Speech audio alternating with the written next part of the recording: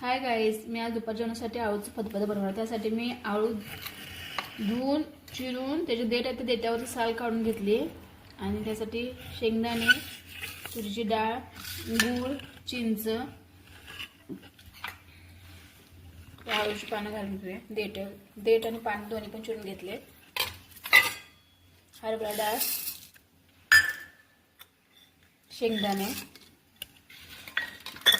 चिंच, गूळ, पाणी घालून घेऊया याच्यामध्ये.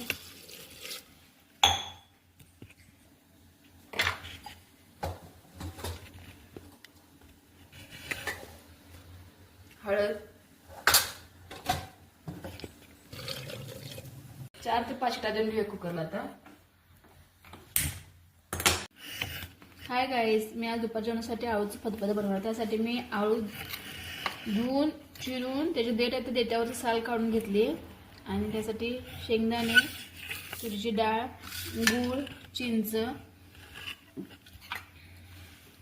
आळूची पानं घालून घेऊया. देठ आणि पान दोन्ही पण चिरून घेतले. हरभरा डाळ, शेंगदाणे, चिंच, गूळ, पाणी घालून घेऊया याच्यामध्ये.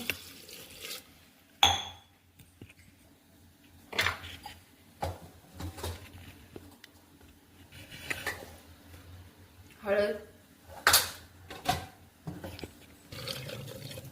4 ते 5 शिट्या देऊन घेऊया कुकरला. आता प्रकारे 5 शिट्या देऊन घेतल्यात आपण. आता फोडणी टाकूया.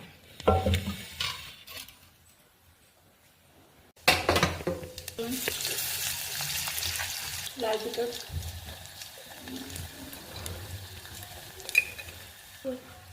रवीने थोडंसं गोठून घेऊया.